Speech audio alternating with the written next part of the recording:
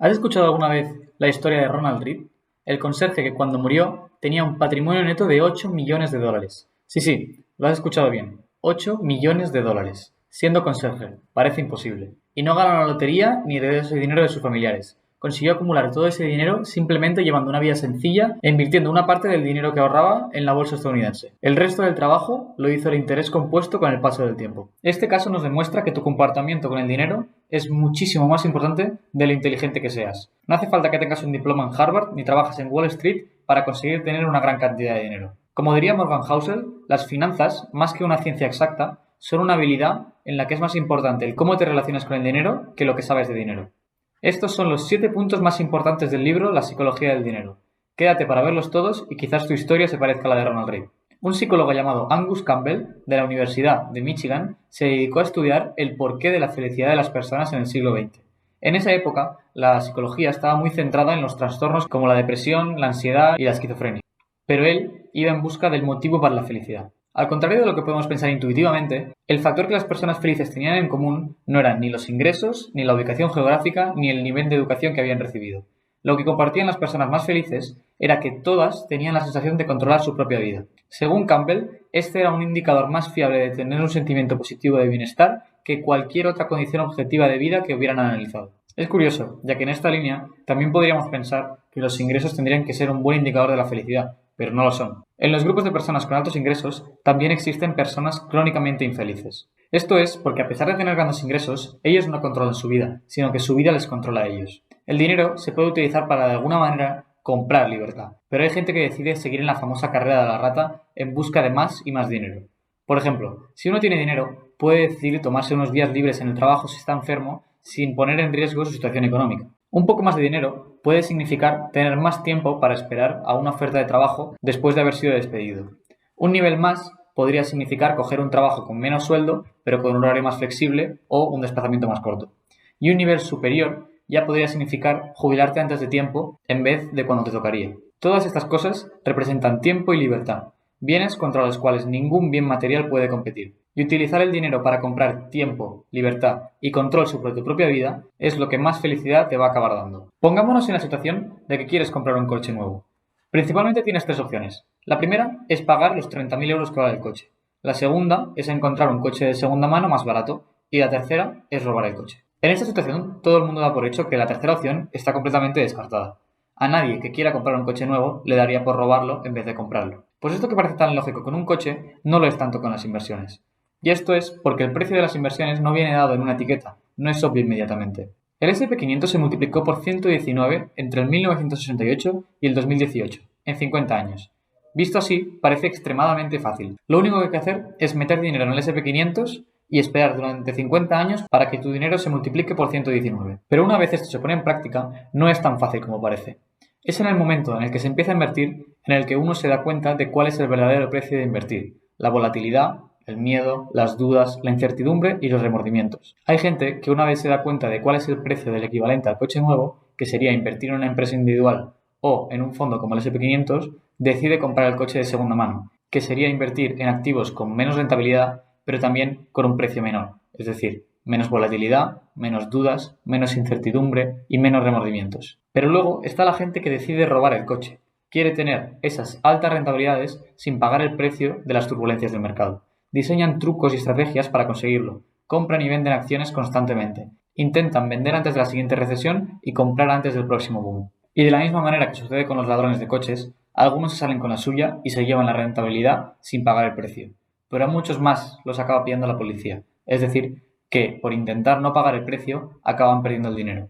Como todas las demás cosas que merecen la pena, invertir con éxito exige un precio, pero su moneda no son dólares ni centavos.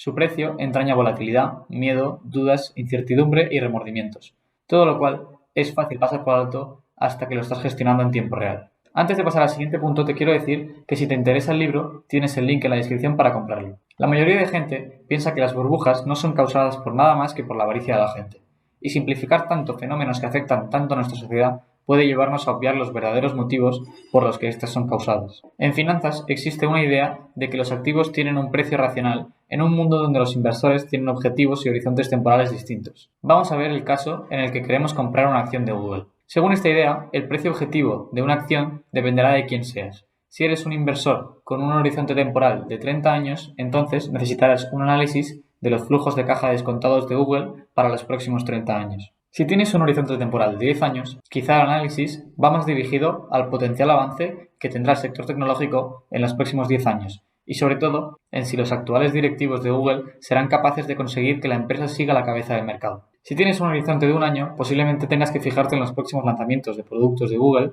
y en si va a haber un mercado alcista o bajista en los próximos meses. Pero ¿qué pasa cuando eres un operador intradía?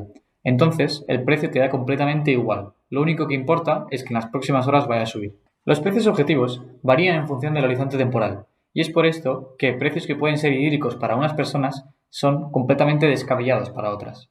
Al final, una burbuja no es más que una acumulación de inversores con un horizonte temporal pequeño en el mercado. El problema es que cuanto más sube un activo, más inversores de este tipo atrae. Y es entonces cuando se van acumulando y se crea una tendencia alcista artificial en el mercado que en algún momento tiene que parar. Cuando la tendencia alcista para, se dice que la burbuja ha explotado y quien había adentro pierde mucho, si no todo el dinero que tenía. Sabiendo esto, a la hora de invertir tenemos que ser conscientes de que cada uno tiene el objetivo que tiene. Y no porque una estrategia sea buena para una persona, significa que también lo vaya a ser para otra. Esto solo puede pasar si las dos personas tienen el mismo objetivo. Estar bajo influencia de personas que juegan otro juego a ti puede confundirte respecto a cómo piensas que debes invertir tu dinero. Pero recuerda que no todo el mundo tiene los mismos objetivos que tú.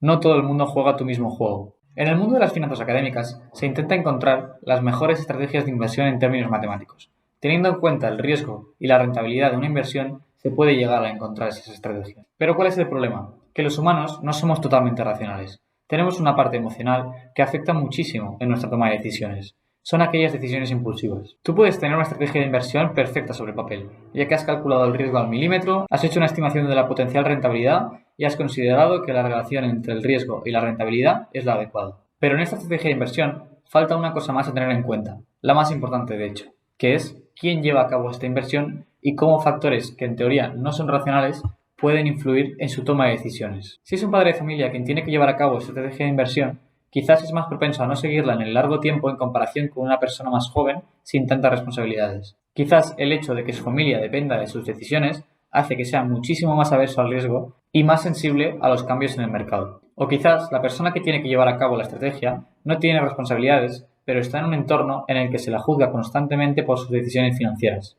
Si tiene un cuñado, un tío o un amigo ante el cual tiene que dar una buena imagen con su estrategia de inversión, puede que tenga que escoger otra estrategia que quizás no es racionalmente óptima, pero que sí que es razonable. Todas estas variables que podríamos llamar no racionales hay que tenerlas en cuenta a la hora de escoger la estrategia de inversión.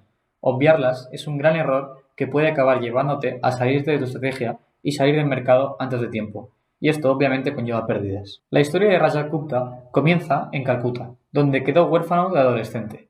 Partiendo de esa base, acabó logrando algo magnífico. A sus 46 años era director ejecutivo de McKinsey, una de las consultorías más prestigiosas del mundo. Se jubiló en el 2007 y colaboró en varias obras filantrópicas con Bill Gates.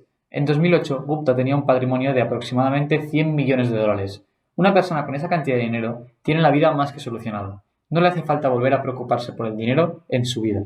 El problema era que Gupta no se conformaba con ser un triste centimillonario, sino que quería ser multimillonario. Fue en el 2008 cuando Goldman Sachs pasó por su punto más bajo de la crisis financiera, cuando Warren Buffett planeó invertir 5.000 millones de dólares en el banco para ayudarlo a sobrevivir. Gupta se enteró de que este movimiento se iba a producir y decidió anticiparse. Gupta llamó a un gestor de fondos de inversión libre. El gestor inmediatamente compró 175.000 acciones de Goldman Sachs. A las pocas horas se hizo pública la entrada de Buffett en Goldman Sachs y el precio de las acciones se disparó. Según la SEC, la Comisión de Bolsa y Valores de Estados Unidos, la filtración de la información tiene unos beneficios de unos 17 millones de dólares. Pero como era de esperar, tanto Gupta como el gestor de fondos que hizo la operación terminaron en prisión por tráfico de información privilegiada. Gupta ya lo tenía todo: riqueza, prestigio, poder y libertad inimaginables. Tenía hasta una historia fascinante de cómo había conseguido llegar hasta donde había llegado partiendo de la situación en la que estaba como adolescente. Pero por culpa de no tener suficiente, perdió todo lo que tenía. Decidió arriesgar lo que tenía y necesitaba por lo que no tenía y no necesitaba. Pues esto puede llegar a pasarle a cualquiera sin necesidad de llegar a estos extremos. El no tener suficiente nunca y siempre querer más puede acabar no solo con tu riqueza, sino que también con tu vida, y que acabes dedicándola enteramente a ganar más y más dinero. Tener suficiente no significa tener poco. Tener suficiente significa ser consciente de que seguir teniendo ese deseo insaciable de tener más y más te llevará hasta un punto en el que te vas a arrepentir. Ahorrar es un tema controvertido.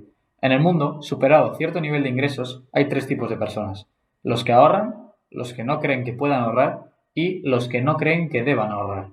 Y al final, aunque a algunos les parezca muy difícil, superado un cierto nivel de ingresos, ahorrar es de las cosas más simples que se pueden hacer. Solo hay que verlo como algo que depende de tu propia austeridad y eficiencia. La riqueza no es más que las sobras acumuladas después de gastar lo que has ganado. Tu índice de ahorro es la diferencia entre tus ingresos y tu ego. Si tu ego aumenta a la vez que aumentan tus ingresos, por mucho dinero más que consigas ganar, tu ahorro y por lo tanto tu riqueza se mantendrán en el mismo nivel. Es mucho más complicado incrementar tus ingresos que reducir tus gastos. Reducir tus gastos se basa únicamente en ser más humilde, dejar de gastar para aparentar, dejar de desear para gastar. Y además, ahorrar no tiene que ser necesariamente con un objetivo concreto.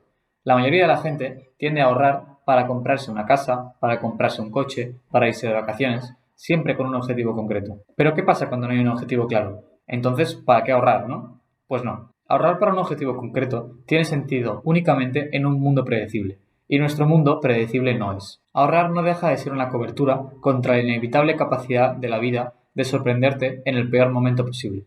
Existen miles de libros que tratan de explicar cómo Warren Buffett ha conseguido forjar una fortuna de 132.000 millones de dólares. La mayoría tratan de explicar sus estrategias de inversión y cómo lo hace para ser capaz de ser tan rentable tanto en mercados alcistas como en mercados bajistas. Pero hay una de las características de Warren Buffett como inversor que se suele pasar por alto, y es seguramente la más importante a la hora de determinar su éxito. Esta característica es el tiempo. Warren Buffett lleva invirtiendo desde que era un niño. Su primera acción la compró con 11 años, y desde muy pronto su carrera profesional ha estado dedicada completamente a la inversión. Toda la fortuna de la que disfruta ahora la ha conseguido con la acumulación de buenos resultados en el tiempo. Pero ¿qué hubiera pasado si hubiera tenido los mismos buenos resultados, pero en un periodo de tiempo más corto? Pongamos que Warren Buffett hubiera dedicado la veintena y la adolescencia a explorar el mundo y encontrar su pasión, que a los 30 su patrimonio neto fuera de 25.000 dólares y que se hubiera jubilado a los 60 para disfrutar de la vida. Con este horizonte temporal, con la misma rentabilidad media que ha obtenido hasta ahora, de un 22%, habría acumulado un patrimonio de 11,9 millones de dólares. 11,9 millones de dólares contra 132.000 millones de dólares. La diferencia es abismal. Sería menos de un 99,9999% de su patrimonio neto actual. Tendría 11.092 veces menos patrimonio que el que tiene ahora. Y aunque como humanos nos cuesta entenderlo porque damos por hecho que el progreso es lineal, ese es el poder del tiempo y el del interés compuesto.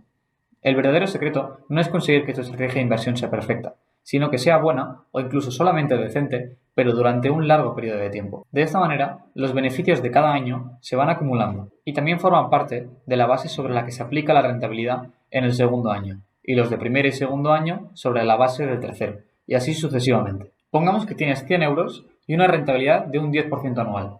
En el segundo año tendrás 110, habrás ganado 10. Pero en el tercer año tendrás 121, habrás ganado 11. Y cada año, sin necesidad de invertir más dinero, ganarás un poco más que el anterior. Si esto lo haces durante suficiente tiempo, esos 100 euros acabarán convirtiéndose en muchísimo más dinero. Lo importante no es conseguir ese 10%, sino conseguir un buen porcentaje de manera sostenida en el tiempo. Si te interesa el libro, recuerda que tienes el link en la descripción para comprarlo. Y si después de estos consejos quieres aprender a invertir con una guía de inversión para principiantes, puedes mirarte este otro vídeo.